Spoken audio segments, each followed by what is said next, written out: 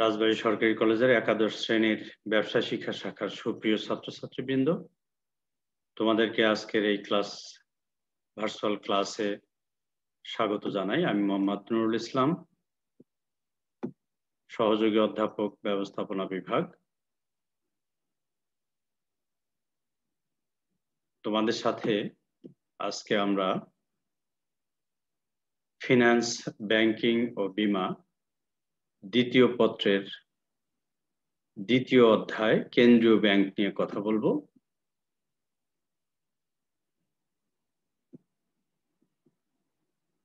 আশা করি তোমরা সবাই যার যার বাড়িতে ভালো আছো, আমিও ভালো আছি।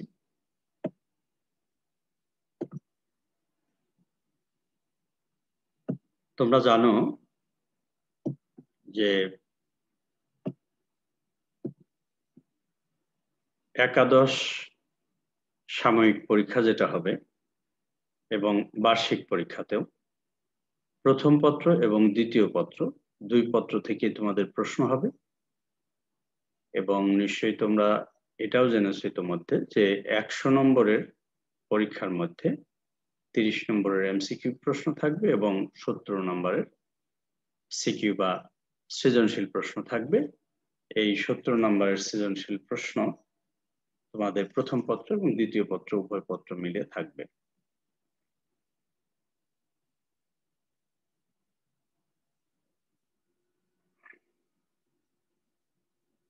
তোমাদের আজকে যে বিষয় পড়াবো কেন্দ্রীয় ব্যাংক। নিশ্চয়ই তোমরা জানো ফিনান্স, ব্যাংকিং ও বীমা আমি প্রথম ক্লাসে বলেছিলাম এর প্রথম পত্র হলো ফিনান্স এবং দ্বিতীয় পত্র ব্যাংকিং ও বীমা, এই দুটো বিষয় নিয়ে। তো দ্বিতীয় পত্রের ব্যাংকিং ও বীমার আজকে আমি ব্যাংকিং যে অংশটা আছে, ব্যাংকিং ও বীমা এই পত্রের সিলেবাস অনুযায়ী দ্বিতীয় চ্যাপ্টারে কেন্দ্রীয় ব্যাংক আছে, আমি কেন্দ্রীয় ব্যাংক নিয়ে তোমাদের সঙ্গে কথা বলবো।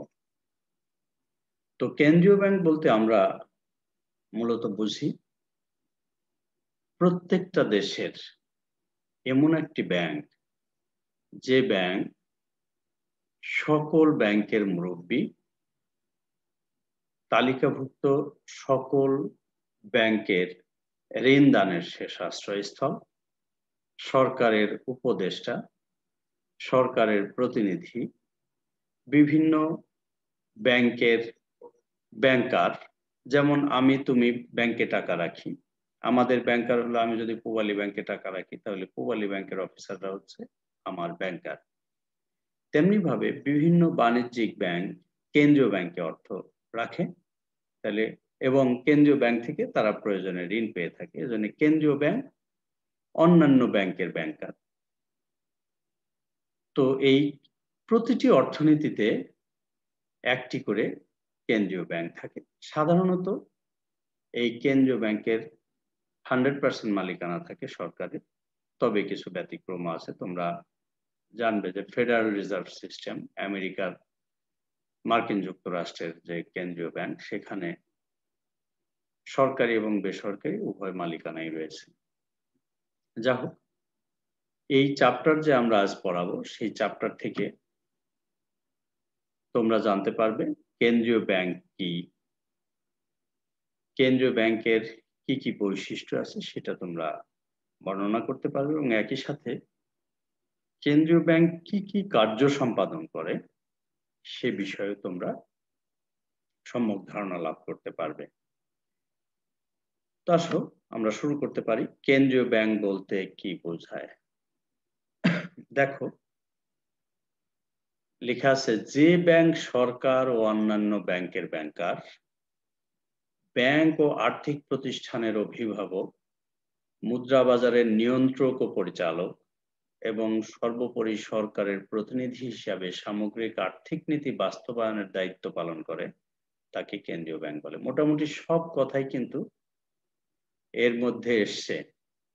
যে সামষ্টিকভাবে যদি আমি বলি, এই কথাগুলোই হলো কেন্দ্রীয় ব্যাংকের অর্থ বহন করে। যে ব্যাংক সরকার ও অন্যান্য ব্যাংকের ব্যাংকার, তার মানে সরকার এই ব্যাংকের সাথে লেনদেন করে। যেমন আমি সোনালী ব্যাংকের সাথে লেনদেন করি, সোনালী ব্যাংক আমার ব্যাংকার। তেমনি সরকার এবং সোনালী ব্যাংক, রূপালী ব্যাংক, পূবালী ব্যাংক, অন্যান্য নতুন প্রজন্মের ব্যাংক সবাই যারা তালিকাভুক্ত, তারা সবাই বাংলাদেশ ব্যাংকের সাথে লেনদেন করে। অতএব বাংলাদেশ ব্যাংক হচ্ছে এই সমস্ত ব্যাংকের ব্যাংকার। আমরা যেমন ব্যাংক থেকে ঋণ নিয়ে থাকি, ব্যাংকে টাকা জমা রাখি, বাণিজ্যিক ব্যাংকগুলোতে তোমরা জানো, বা বিশেষায়িত ব্যাংকে। একইভাবে বিশেষায়িত ব্যাংক, বিভিন্ন আর্থিক প্রতিষ্ঠান এবং বাণিজ্যিক ব্যাংক, এরা সবাই সোনালী ব্যাংক, কেন্দ্রীয় ব্যাংকের সাথে, বাংলাদেশ ব্যাংক, বাংলাদেশের কেন্দ্রীয় ব্যাংকের নাম বাংলাদেশ ব্যাংক, সেই বাংলাদেশ ব্যাংকে কিন্তু প্রত্যেকটা ব্যাংকের এক একটা হিসাব খোলা আছে। সেই হিসাবের মাধ্যমে এই সমস্ত ব্যাংক তারা লেনদেন করে থাকে বাংলাদেশ ব্যাংকের সাথে, যে কারণে বাংলাদেশ ব্যাংক হচ্ছে এই সকল ব্যাংক এবং সরকারের ব্যাংকার। মুদ্রা ব্যাংক ও আর্থিক প্রতিষ্ঠানের অভিভাবক, অভিভাবকের কাজ কি? কোনো ফ্যামিলিতে অভিভাবক কি করে থাকেন? তিনি অন্যান্য যে সকল সদস্য আছে তাদের নিয়ন্ত্রণ করে থাকেন, তাদেরকে ভালোবেসে থাকেন, তাদেরকে ধমক দিয়ে থাকেন, তাদের জন্য আয় ইনকাম করে থাকেন। একইভাবে বাংলাদেশ ব্যাংকও কিন্তু তাই করে, যে অন্যান্য ব্যাংক বা প্রতিষ্ঠানের পক্ষে বাংলাদেশ ব্যাংক বৈদেশিক মুদ্রা রিজার্ভ করে, তাদেরকে প্রয়োজনে ঋণ দিয়ে থাকে, তাদেরকে কিছু নীতিমালা দেয় যেগুলো মানতে তারা বাধ্য থাকে। সর্বোপরি সরকারের প্রতিনিধি হিসাবে সামগ্রিক আর্থিক নীতি বাস্তবায়নের দায়িত্ব পালন করে। সরকারের প্রতিনিধি হিসাবে কিভাবে কাজ করে? যে সরকার অন্য কোনো দেশ থেকে বাংলাদেশ যে আমদানি করে, সেই আমদানিগুলোর মূল্য পরিশোধ কিন্তু কেন্দ্রীয় ব্যাংকের মাধ্যমে হয়ে থাকে। তোমরা জানো যে বৈদেশিক মুদ্রায় এটা পরিশোধিত হয়ে থাকে। সো বাংলাদেশ ব্যাংকের কাছে সেই দেশে কত ডলার আমরা পরিশোধ করছি সেই হিসাব নিকাশ থাকে। একইভাবে আবার যদি আমরা রপ্তানি করে থাকি, সেখানে বিদেশ থেকে যে বৈদেশিক মুদ্রা আসে, ডলার আসে, সেটাও কিন্তু বাংলাদেশ ব্যাংকের মাধ্যমে এসে থাকে। সো যে ব্যাংক সরকার ও অন্যান্য ব্যাংকের ব্যাংকার, ব্যাংক ও আর্থিক প্রতিষ্ঠানের অভিভাবক, মুদ্রা বাজারের নিয়ন্ত্রক ও পরিচালক এবং সর্বোপরি সরকারের প্রতিনিধি হিসেবে সামগ্রিক আর্থিক নীতি বাস্তবায়নের দায়িত্ব পালন করে থাকে, তাকে কেন্দ্রীয় ব্যাংক বলে। কেন্দ্রীয় ব্যাংকের বৈশিষ্ট্য, আমরা যে সংজ্ঞাটা দেখলাম, যে অর্থটা দেখলাম, যে কেন্দ্রীয় ব্যাংক কি, তার মধ্যেই কিন্তু অনেকগুলো বৈশিষ্ট্য নিহিত। তোমরা দেখো, প্রথমে বলা আছে একক প্রতিষ্ঠান, তার মানে প্রত্যেকটা দেশে একটা মাত্র কেন্দ্রীয় ব্যাংক। কোনো দেশেই 2টা 3টা 5টা কেন্দ্রীয় ব্যাংক নাই। তার মানে এই প্রতিষ্ঠান একক ব্যাংক, সে একটা মাত্র ব্যাংক, তার কোনো প্রতিদ্বন্দ্বী নাই, প্রতিযোগী নাই, সে স্বাধীনতা ভোগ করে থাকে। আইনগত সত্তা, তার মানে প্রত্যেকটা দেশে কেন্দ্রীয় ব্যাংক প্রতিষ্ঠিত হয়েছে বিশেষ আইন অথবা ওই দেশের রাষ্ট্রপ্রধানের অধ্যাদেশ বলে। বাংলাদেশেও তাই।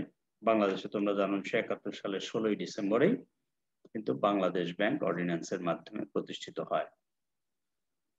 কল্যাণধর্মী প্রতিষ্ঠান বলার অপেক্ষা রাখে না। বাংলাদেশ ব্যাংক দেশের শিল্প, বাণিজ্য, জনগণের জীবন মান উন্নয়নের জন্য বিভিন্ন ধরনের পলিসি প্রণয়ন করে সরকারকে সহযোগিতা করে।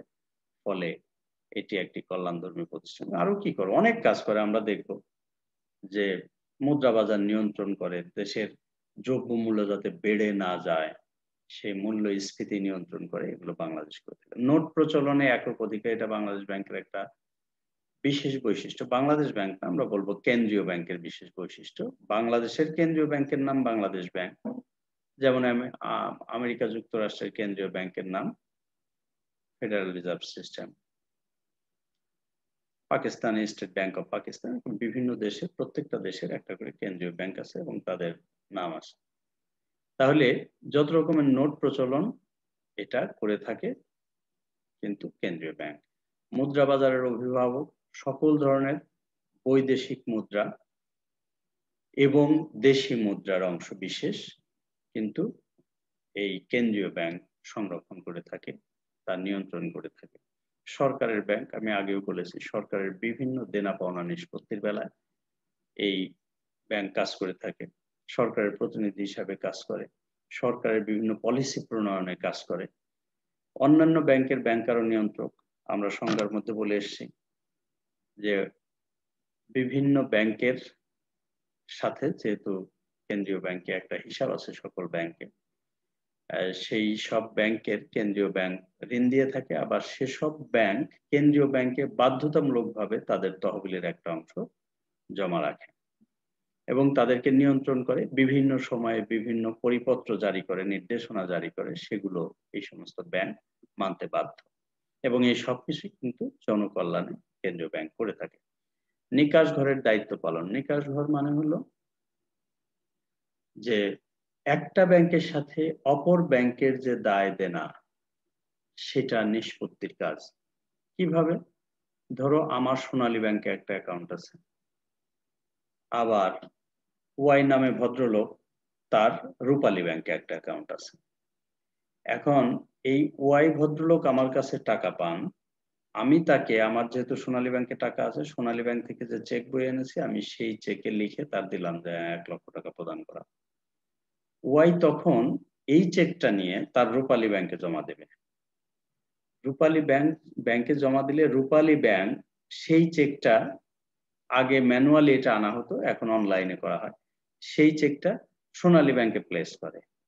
ফলে সোনালী ব্যাংকের অ্যাকাউন্ট থেকে ওই পরিমাণ টাকা কমে যায় এবং বাংলাদেশ ব্যাংক এই সোনালী ব্যাংকের সাথে রূপালী ব্যাংকের যে অ্যাকাউন্ট আছে, বাংলাদেশ ব্যাংকের সাথে সোনালী ব্যাংকের অ্যাকাউন্ট আছে, রূপালী ব্যাংকের অ্যাকাউন্ট আছে, সোনালী ব্যাংকের অ্যাকাউন্ট থেকে ওই পরিমাণ টাকা ডেবিট করে কমিয়ে রূপালী ব্যাংকের অ্যাকাউন্টে ওই দিয়ে দেয়। ফলে রূপালী ব্যাংক ওই ভদ্রলোককে তাদের অ্যাকাউন্ট থেকে টাকাটা দিয়ে দিতে পারে।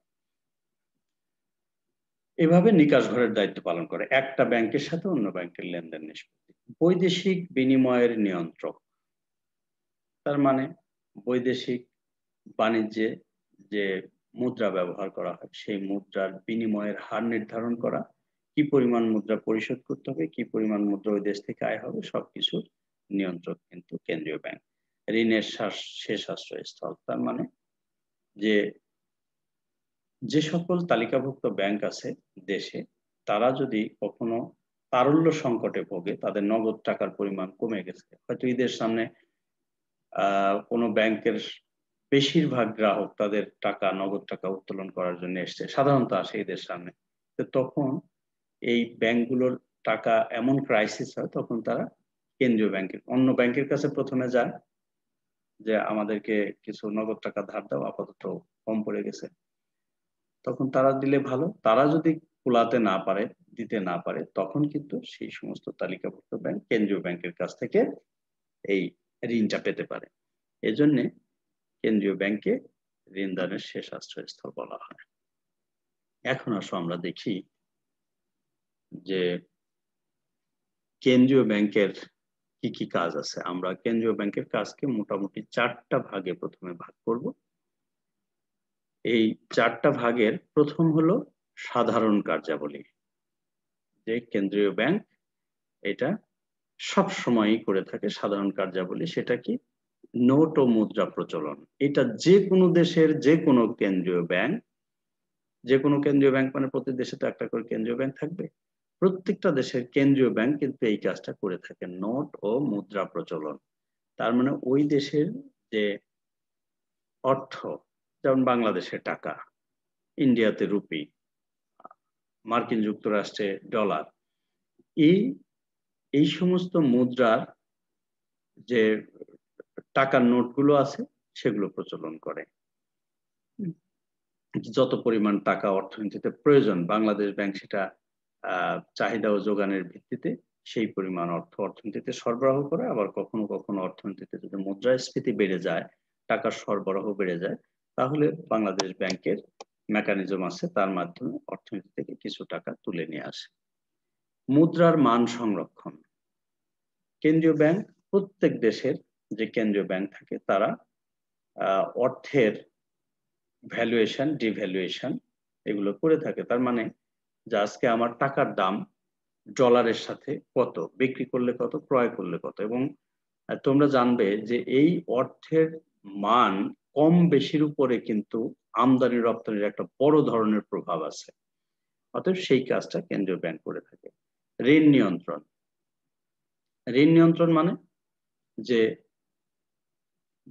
দেখা গেল যে বাণিজ্যিক ব্যাংকগুলো এত বেশি পরিমাণে ঋণ দিয়েছে, ফলে জনগণের হাতে প্রচুর পরিমাণ অর্থ, আর এই অর্থের যোগান যখন বেড়ে যায়, প্রচুর অর্থ যখন জনগণের হাতে আসে, তখন কিন্তু অটোমেটিক্যালি জিনিসপত্রের দাম বেড়ে যায়। যে আগে 1 কেজি দ্রব্যের পিছনে যদি 100 টাকা ছুটতো, এখন 1 কেজি দ্রব্যের পিছনে 110 টাকা ছুটছে। সো এতে কি হবে, যারা লিমিটেড আয়ের লোকজন, স্বল্প আয়ের লোকজন, তারা খুব কষ্টের মধ্যে থাকবে। এই অবস্থায় যখন কেন্দ্রীয় ব্যাংক দেখে, তখন কেন্দ্রীয় ব্যাংক কি করে, যে ওই সমস্ত বাণিজ্যিক ব্যাংকের যে অ্যাকাউন্ট আছে কেন্দ্রীয় ব্যাংকের কাছে, তারা কেন্দ্রীয় ব্যাংক তাদেরকে একটা নির্দেশ জারি করে দেয় যে তোমাদের যত আমানত আছে, ধরো সবসময় এই ক্যাশ আমানতের 4% কেন্দ্রীয় ব্যাংকে জমা রাখে, তখন বলে দিল তোমরা এর 5% আমার কাছে জমা দাও।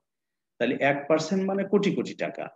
তাহলে সেই টাকাগুলো কিন্তু বাংলাদেশ ব্যাংকে এরা জমা দিতে বাধ্য। যখনই জমা দিতে বাধ্য, তখন এদের ঋণদান ক্ষমতা কমে গেল, এইসব ব্যাংকের ঋণ দেওয়ার টাকা কমে গেল।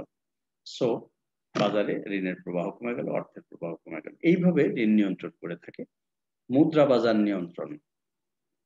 তোমরা জানো যে একটা অর্থের সাথে, একটা টাকার সাথে অন্য অন্য আরেকটা মুদ্রার কিন্তু লেনদেন হয়, এবং এই লেনদেনের ব্যবসাটাও একটা বিরাট ব্যবসা।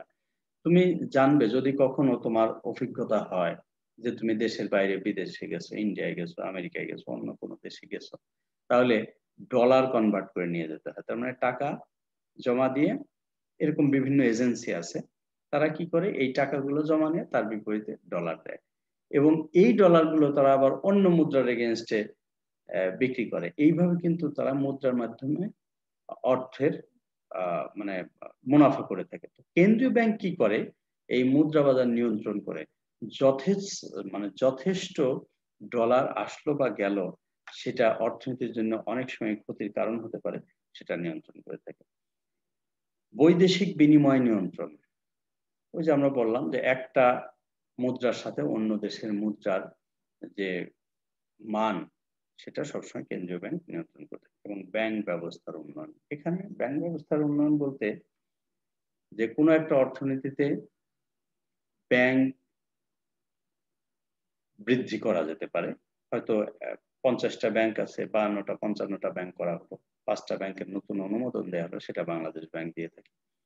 আবার এমন আছে হয়তো প্রচলিত কোনো ব্যাংকের শাখা খোলার দরকার, সেই শাখাও কিন্তু খোলার জন্য হয়তো রাজবাড়িতে আছে কিন্তু পাংশাতে নাই, তাহলে এই ব্যাংকেরই, সোনালী ব্যাংকেরই পাংশা একটা শাখা খোলার অনুমোদন কিন্তু কেন্দ্রীয় ব্যাংক দিয়ে থাকে। এইভাবে কেন্দ্রীয় ব্যাংক বিভিন্ন ব্যাংকের এবং তাদের শাখা খোলার মাধ্যমে ব্যাংক ব্যবস্থার উন্নয়ন করতে পারে। এখন সরকারের ব্যাংক হিসাবে কিভাবে বাংলাদেশ ব্যাংক বা কেন্দ্রীয় ব্যাংক কাজ করে আমরা একটু দেখি। সরকারি তহবিল সংরক্ষণ। নিঃসন্দেহে সরকার জনগণের কাছ থেকে শুল্ক, ট্যাক্স, এগুলোর মাধ্যমে যে টাকা পায়, বা বিদেশি কোনো সংস্থার কাছ থেকে যে অনুদান পায়, বা বিদেশি কোনো সংস্থার কাছ থেকে যে ঋণ পায়, সেই সমস্ত অর্থ কিন্তু সংরক্ষণ করে থাকে বাংলাদেশ ব্যাংক। অর্থ জমা গ্রহণ ও স্থানান্তর। একইভাবে সরকার, সরকারের যে সকল আয় হয় সেগুলো জমা করে, আবার সেই আয়গুলো যে সকল খাতে সরকার ব্যয় করে থাকে, সেখানে দেশীয় কোনো খাতে ব্যয় করতে পারে, বিদেশি কোনো জায়গায় ঋণ পরিশোধ করতে পারে, যেভাবে সেই লেনদেনের কাজটাও কিন্তু এই কেন্দ্রীয় ব্যাংক করে থাকে। সরকারের হিসাব সংরক্ষণ। সরকার তার বিভিন্ন, এই যে কোটি কোটি টাকার আয় ব্যয় বিভিন্ন প্রকল্পে করছে, পদ্মা সেতু তৈরি করছে, এই সকল প্রকল্পের জন্য বা রাজস্ব বিভিন্ন ব্যয়ের জন্য বেতনাদি দিচ্ছে সরকারি কর্মচারীদের, এই সকল ব্যয়ের এবং সরকারের আয়ের হিসাব সংরক্ষণ করে থাকে বাংলাদেশ ব্যাংক বা কেন্দ্রীয় ব্যাংক। সরকারের আর্থিক লেনদেন সম্পাদন করে থাকে, আমরা আগে বললাম। ঋণদান ও ঋণের তত্ত্বাবধান। কেন্দ্রীয় ব্যাংক অন্যান্য বাণিজ্যিক ব্যাংকে যেমন ঋণ দেয়, সরকারকেও কিন্তু প্রয়োজনে ঋণ দিয়ে থাকে। সরকার, তোমরা জানবে যে বাজেট তৈরি করে, বার্ষিক বাজেট। এই বাজেটটা আগে ব্যয়ের পরিমাণ নির্ধারণ করা হয়, তারপরে আয়ের উৎস শনাক্ত করা হয়। ধরো সরকারের 5 লাখ কোটি টাকা দরকার। এই 5 লাখ কোটি টাকা যখন দরকার, তখন 3 লাখ কোটি টাকা ট্যাক্স থেকে পাবে। ধরো 1 লাখ কোটি টাকা বিভিন্ন দাতা সংস্থার কাছ থেকে পাবে। আর বাকি 1 লাখ কোটি টাকা কোথায় পাবে? তখন দেশের অভ্যন্তরে যে সকল ব্যাংক আছে, তালিকাভুক্ত ব্যাংক আছে, এদের মাধ্যমে এই অর্থটা সংগ্রহ করা হবে। এই ঋণ এই ঋণ ঋণ দান আবার কখনো তাদেরকে ঋণ পরিশোধ করা হবে। এই মানে যেমন টাকাটা সংগ্রহ করা হবে, একইভাবে ঋণও পরিশোধ করা হবে। আন্তর্জাতিক সম্পর্কের উন্নয়ন।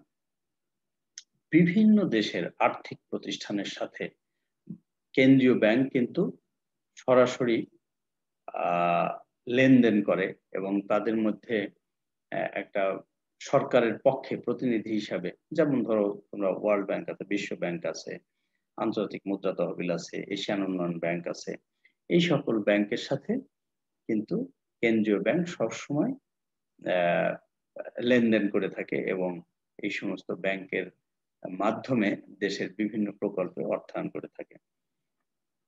সরকারের উপদেষ্টা ও প্রতিনিধি হিসাবে কাজ করে।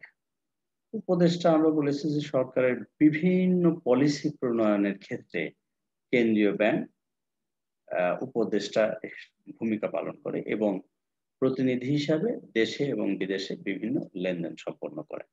সরকারের আর্থিক নীতি বাস্তবায়ন বলার অপেক্ষাই রাখে না। সরকার কেবল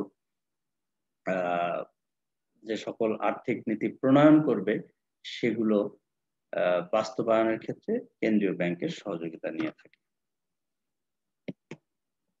এখন আমরা দেখি যে আরো কিছু কাজ আছে কেন্দ্রীয় ব্যাংকের।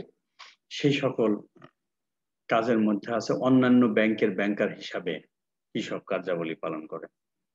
ব্যাংক গঠন ও সম্প্রসারণ আমরা বৈশিষ্ট্যের মধ্যে দেখে এসেছি যে বিভিন্ন ব্যাংকের যদি শাখা আরো খোলার প্রয়োজন পড়ে বা নতুন কোনো ব্যাংক প্রতিষ্ঠা করার প্রয়োজন পড়ে, সেই কাজটা কিন্তু কেন্দ্রীয় ব্যাংক করে থাকে।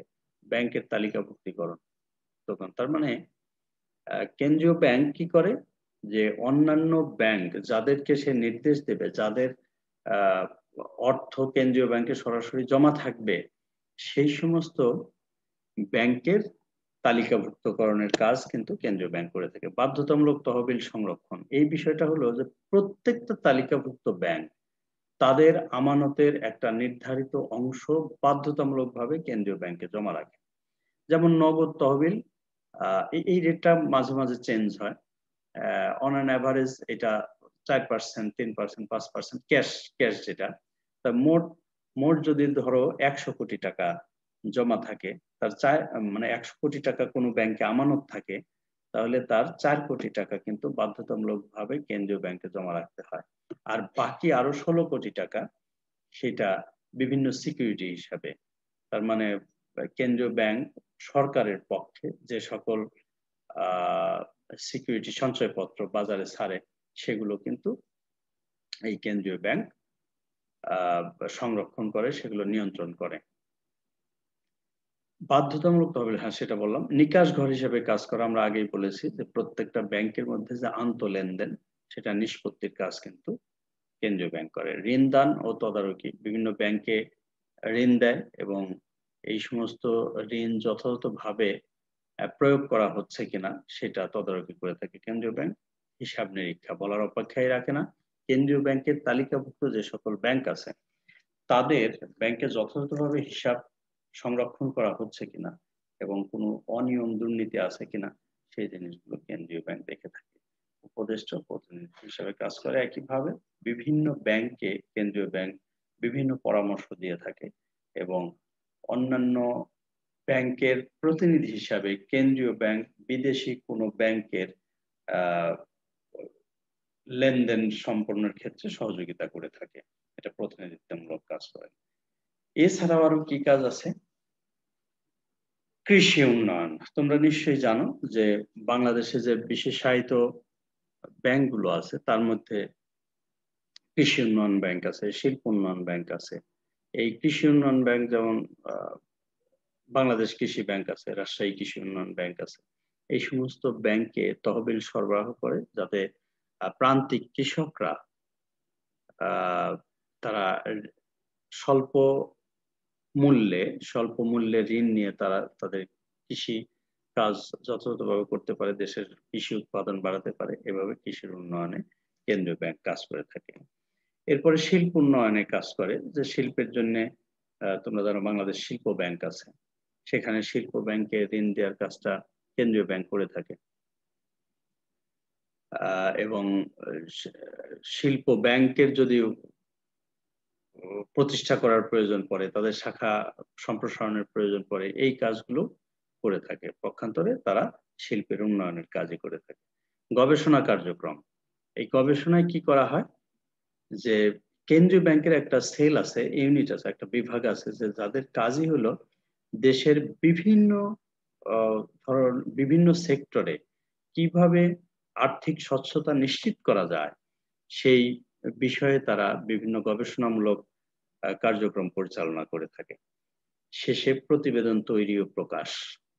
বাংলাদেশ ব্যাংক প্রত্যেকটা আর্থিক বছর শেষে তারা বাংলাদেশ ব্যাংকের সকল আয় ব্যয় নিয়ন্ত্রণ করে এবং একই সাথে অন্যান্য তালিকাভুক্ত ব্যাংকগুলোর যে প্রতিবেদন আছে সেটা কিন্তু বাংলাদেশ ব্যাংক প্রকাশ করে থাকে। তাদের সারা বছরে যে সমস্ত কর্মকাণ্ড বাংলাদেশ ব্যাংকের সেগুলোর সেখানে উল্লেখ থাকে।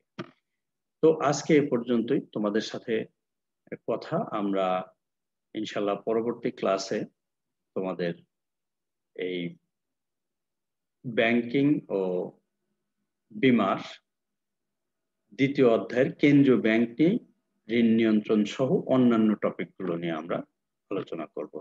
সে পর্যন্ত তোমরা ভালো থাকো। সবাইকে ধন্যবাদ।